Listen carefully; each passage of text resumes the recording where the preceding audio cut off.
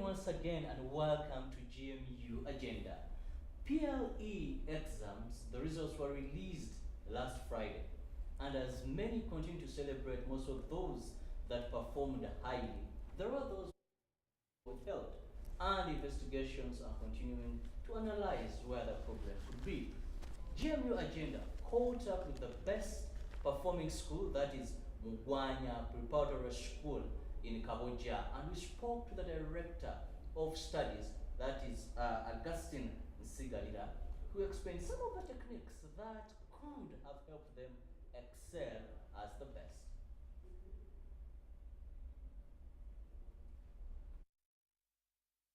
Performance does not come from heaven. You first of all have got to make what we call a work plan for your children, how to handle them, how to make them go through the academic work. And this must not be an issue that is done at the P7 level. It must start right from primary one. If the primary one teachers do their work quite well, and all levels, the children are prepared well, then when it comes to P7, they will definitely perform well.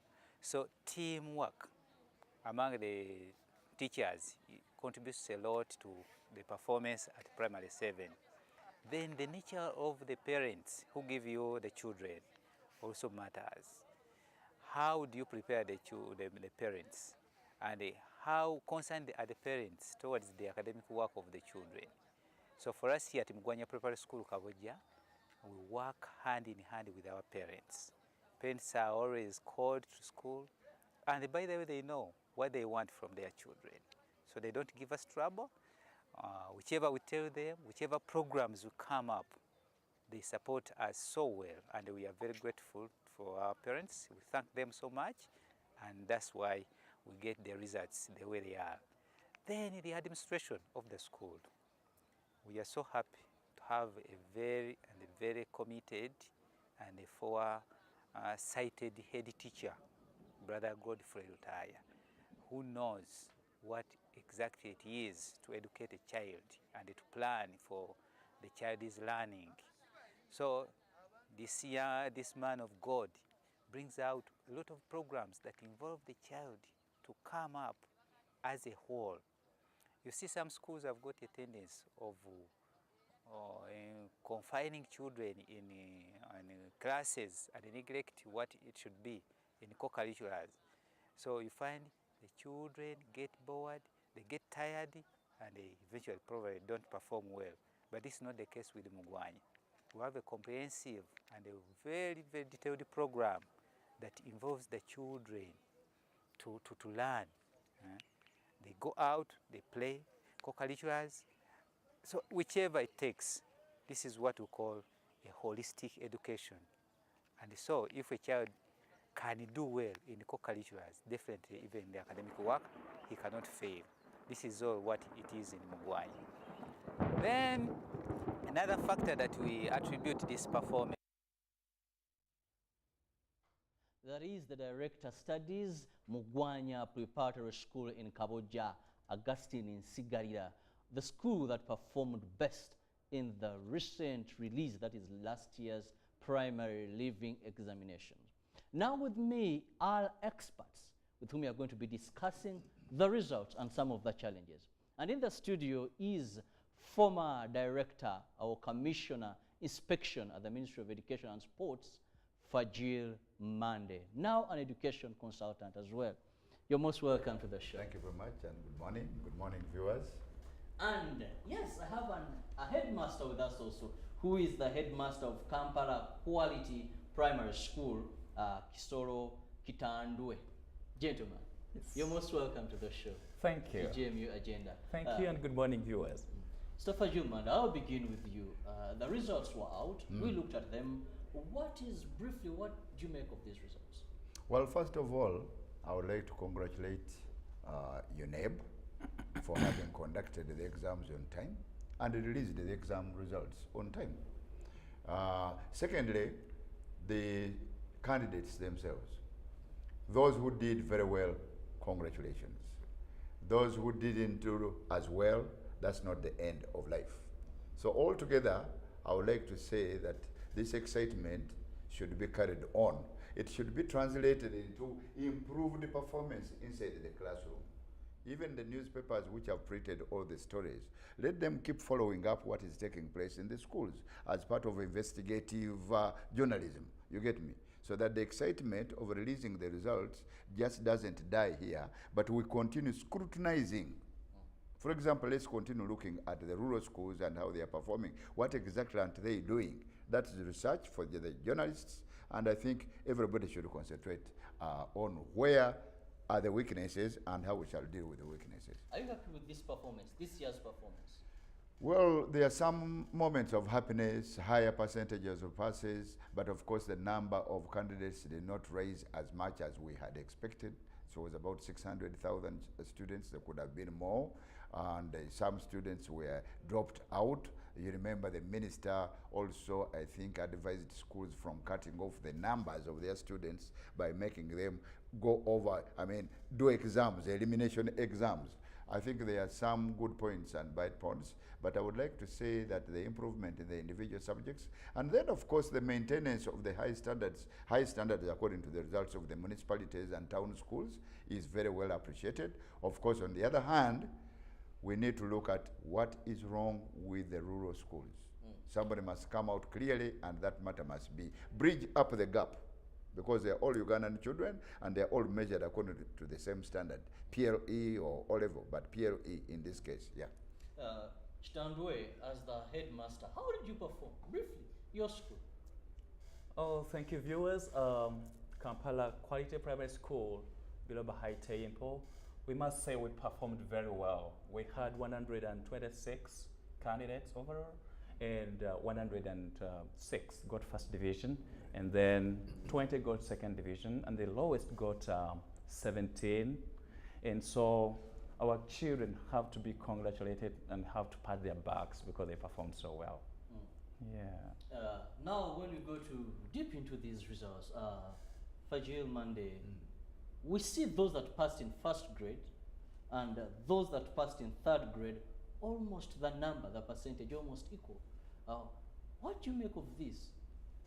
I think it depends on the methods that are used. I think our biggest problem is how do we handle the classroom teaching? What methods are being used? I'm talking here, there is too much lecturing, for example. Teachers come and read notes. After they've read notes, then they give tests. When you look at an average school, and I'm using the whole national picture, you find that about 80% of the time is being spent on doing tests and so on and so forth. So, not much is put on really participation programs by the learners. The learners are supposed to be speaking more than the teacher. They're supposed to be doing more than the teacher. They're supposed to be using group discussions inside the classroom. So you find that the elements that would have bridged up the gap, closing up the gap between the clever, the children are not, we can't say they are not clever, but I think the better performing students with the others, this can only be done through group work discussions, assignments which they do together, and so on. So I think that there is a tendency also in some schools and with the particular teachers who tend to concentrate on the fast moving students and they neglect the slower ones. For example, how many schools have got remedial, what we call remedial? You find that a group is weak. How do you create time to upgrade them, to help them in understanding? Are you getting me? We're supposed to have remedial classes. I'm not talking about coaching per se, but a remedial where you find a group is not as strong as another. You need to give them extra work to organize them in a better way so that they catch up. And then also group work does this. When you put a brilliant child with one who is less brilliant, the brilliant child becomes even better by helping the weaker one, and the weaker one becomes better to catch up with them. So it is how we are handling this group. I think we must stop let's reduce the speed at which we're moving with only the better performers, and then we leave out the weaker ones. Let's create special programs for the students to catch up. Remedial classes, for example, participation, sharing with the brighter children will close up the gap. Chitandwe, when you look at most schools now have streaming. I don't know if in Kampala Quality School you have this, where we see, the bright the less bright, if I'm using the right word, and the other. What is your view on streaming pupils? Because here it is automatic that you're going to concentrate on, you know, your first grades are here, and in the academic rankings, they'll put you somewhere. And these ones will trail later. Thank you, moderator. I think I want to pick it from my brother, Fagil Mandy. We are in a situation where the end has started justifying the means. The examination, all teaching has become examination oriented, where people think it's all about how many fours people are asking for. It's not who has performed well. So if you look at the system we are using today, people have gone streaming. So I'm going to discuss the legitimacy against what is good. I won't say that will not be the best way to have children streamed according to ability. The best way would be, just like brother has said, that we have to bring those ones who are challenged to sit with those who are very good to help them come up. But now the problem is, they are going to ask me at the end of the day, how many fours have you made? I'm taking too much time to concentrate on those children who are struggling to pick them up, and yet at the expense of those who would move first and get me a 4. So that's what is really killing that professionalism. To me, that is professionalism, where I would be teaching a child to understand and then answer back. Those who are weak to help the child, I mean, those, the better ones to help the challenged to get better. But the system we are having today is all examination oriented. I want also to supplement on what he said about children who are now passing against those. Look at the village. Our children today in the village, should we say they are stupid? No. Absolutely not. No. But how are they taught? They get a chance of a teacher once. I was looking at Toezo report. It summarizes it all. It tells you at P7, a child, only 2% could sit and pass a P2 story. At P7. Well, we shall get to that later, but we are still concentrating on, you have very many first grades, but when you look at statistics, the third grades and those that performed poor are almost equal. Actually, not equal. The number is bigger than this. So how do we bridge this gap, Fagil? By concentrating on the students who are not as high as we think. I have told you this is a phenomenon, it's a practice. A lot of teachers concentrate on the brighter children. And that's why you see the streaming cannot be fought right now, or that could be fought. They're concentrating on those who will give them the highest scores and give them the highest percentages. That's why some schools cut down their numbers and say these students are not going to be allowed to sit in my school. I have known schools which take their children to other schools to appear there. If they fail there, if they score poorly, then the grades will not come to their school. So it's the competition and also the wrong mindset that we concentrate on those who are the best. We need to concentrate on the weaker. The school is there to come and bring up the children, to train them. So let's draw out more programs. I've talked about remedial work. I've talked, you have also talked, I think the director of Mugwanya was saying, they do co-curricular. Are they all doing co-curricular, for example? Because co-curricular just washes the brains and cleans it up and makes the child perform better. But schools are not portrayed, it's not a priority to schools because it's not examinable even. Exactly, but then they make the mistake. They want to pass exams, but how do you make the children pass exams without sharpening them through co-curricular activities? It is co-curricular activities, for example, that increases speed. It increases concentration. It removes the fear. Are you getting me? It makes the mind more organized. Co-curricular. So really the schools must be made to concentrate on the bigger number of the children rather than the smaller number. And that one can only be done by increased inspection of schools, by the school managers, the headmaster, and the Ministry of Education and local government education. Do they go to look inside the classroom? Are we looking at how the teaching is taking place inside the classroom? That's why I'm saying, I think that 90% of the school time is spent on looking at other things other than what is taking place inside the classroom. How participating are the children inside the classroom? How much group work is taking place? How much speaking is taking place inside the classroom? How much mental work is taking place inside the classroom? Who knows? And my answer is about only 2% of the whole Ugandan force knows what is taking place inside the classroom. Well, that is a big challenge. Chitandre, I'll come to you. Another issue that has come out solidly in these results is comprehending and understanding, to transfer that knowledge. Many of the questions the Commissioner talked about that required the pupils to understand, apart from cram work, but to use their mind to comprehend and transfer that into passing exams, they were failing. How can we improve this? Thank you. I think the Commissioner was right on spot. That goes down. I think even the DOS Mogwanya preparators talked about it. Do the teachers understand how to teach children and understand? In today's problem, most of the teachers don't know how to teach children and understand. Actually, there is a very unprofessional vice that has come in where we're talking more about drilling. Yeah. It's drill, drill, drill, drill. And I think the Expound on drilling. Drilling.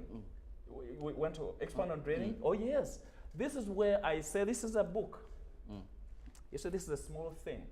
And I tell a child this is a book.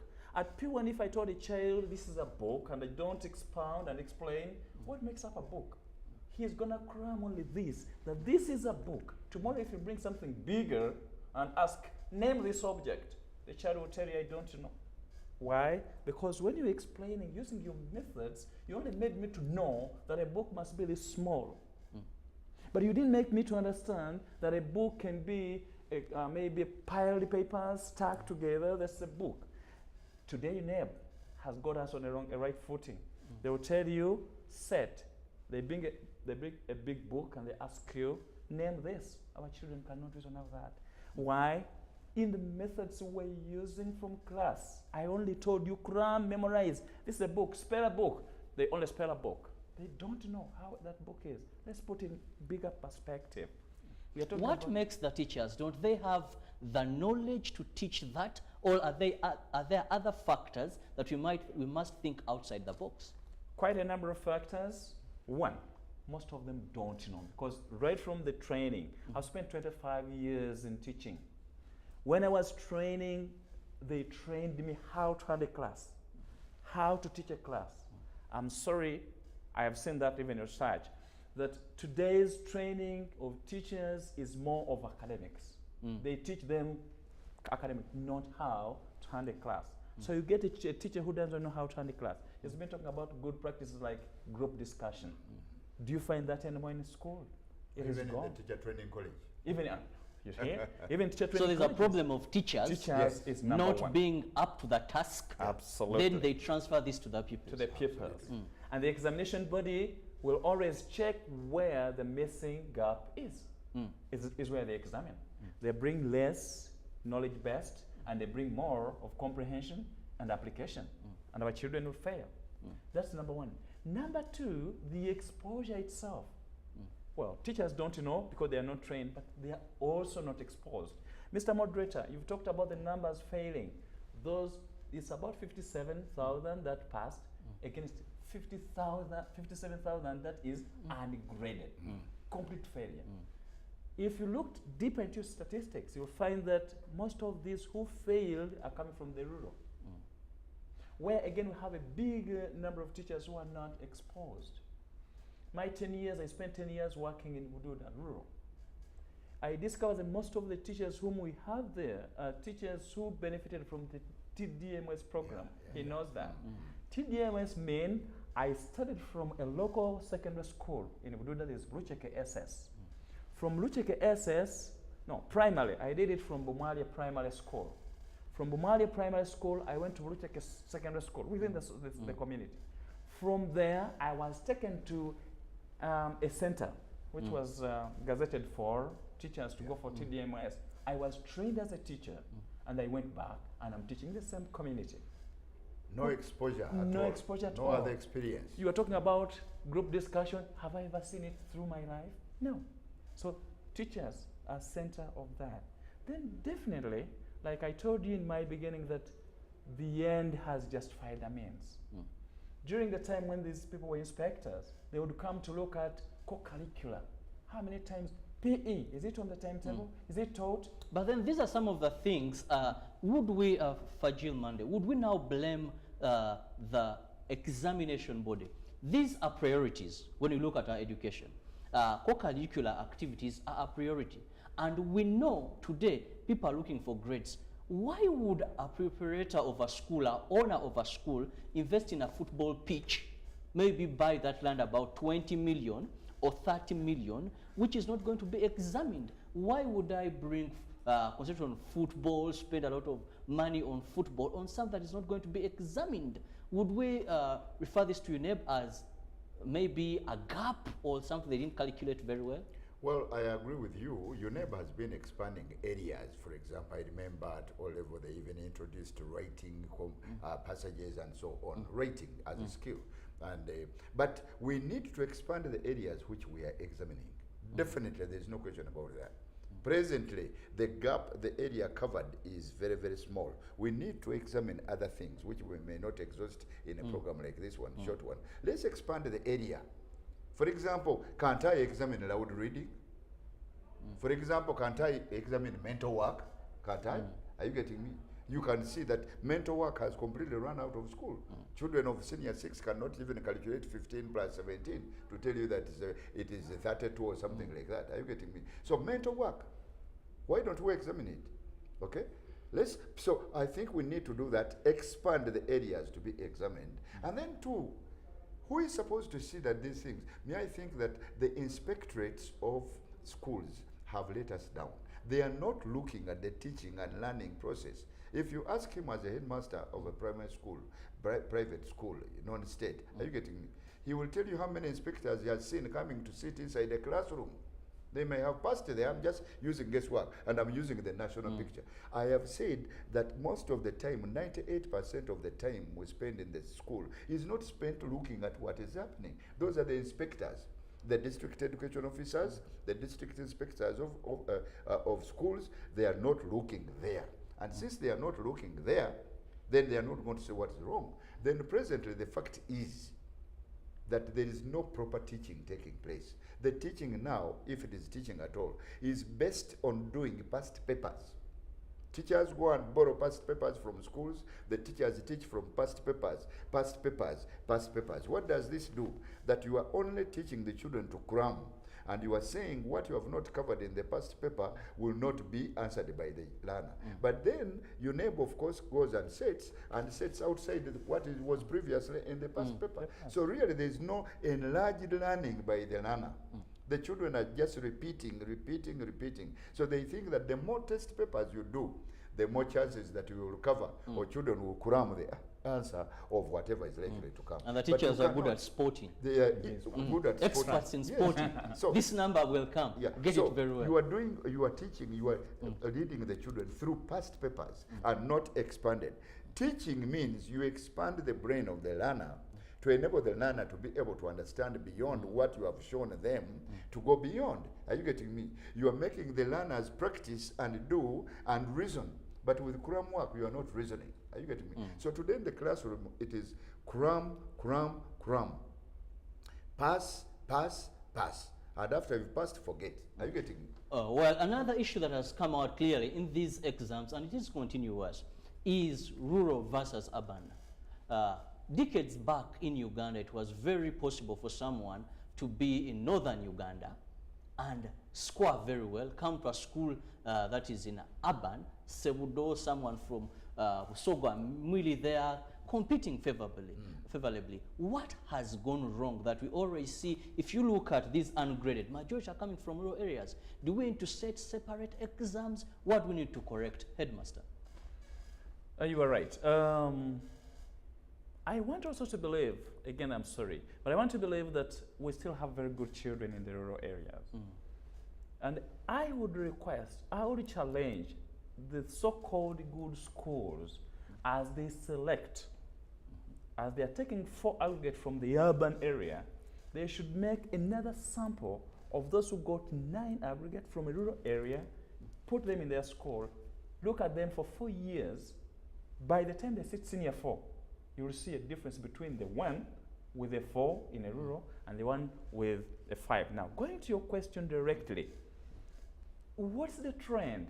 I've already mentioned the first one is the teachers who are not exposed to the modern teaching. And this is where the examinations are coming from.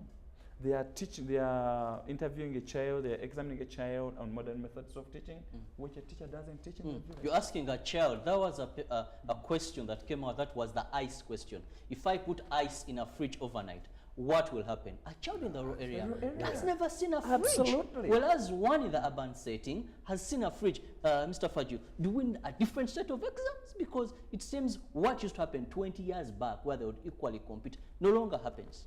Yeah, but you see that is also part of bad setting of an examination. Because before you set an examination, you must imagine that this child is exposed to this experience. How many children will be exposed to ice in Uganda? We are not an ice land. Ice is only kept in a fridge. So you don't expect a fridge everywhere. So that was absolutely the wrong setting. Whoever set that exam made a mistake. And we have had several of those. So I think that really first of all, and I'm glad the ministry printed out the basic requirements and minimum standards indicators recently. When I was commissioner, we set up minimum. We were the first ministry in Uganda to set up minimum standards, meaning what do we expect in every school, outside, inside, management-wise, in 13 areas. That minimum standards has been thrown out of the window. I can tell you, I don't think anybody is really caring about that. The minimum standard was made, for example, let me give you an example, that every classroom in Uganda must have a clock which is working, so that the children learn how to count time very early, from P1, are you getting me? That every classroom must have so many books, that every lesson must have a part where the children are doing practically, are you getting me? And that there must be mental work and dictation and reading aloud in the classroom. Outside that, you know that there must be a bench. So these minimum standards have not been emphasized, so schools are running without the basic requirements. It's like our human body. There are certain movements I must do. Are you getting me, to get my body working all the time? So minimum standards have been thrown out. Nobody has seriously taken them on seriously. So you find the gap, which was supposed to be closed by this compulsory programming, is not taking place. Number two, when you look at the management of the schools, I think that the rural schools are really poorly. I am speaking out of experience, you know. Schools in the rural areas are not properly supervised. Head teachers generally absent themselves. The teachers' absenteeism rate in rural schools is much higher. Rural schools, majority of the children use vernacular all the time. The teachers use vernacular all the time, and they don't know, as he has said, they are not exposed. So you don't have a sharp teacher bringing up sharp children using sharp methods and very well experienced. So the rural schools are going to remain behind unless the managers of the rural schools intensify on the supervision of the head teacher, intensify on the supervision of the teacher, and increase the programs which are supposed to lift up these kids. Without that, we are just going to torture and frustrate our children, because the child begins to think maybe I'm stupid. When they are not stupid, they have only been taught by. Well, gentlemen, time is against us. That is briefly what we had for you as we continue to analyze the 2017 primary leaving exams. Former Commissioner Inspection, that is Fagil Mandy, and also the headmaster from Kampala Quality Primary School, Chisolo Chitwandwe. Thomas, it's been a pleasure having you on the show. Hope to host you again. Thank you very much. Well, from me and the rest of the team, up next is Business Today, wishing you a lovely morning. For God and my country, God bless you.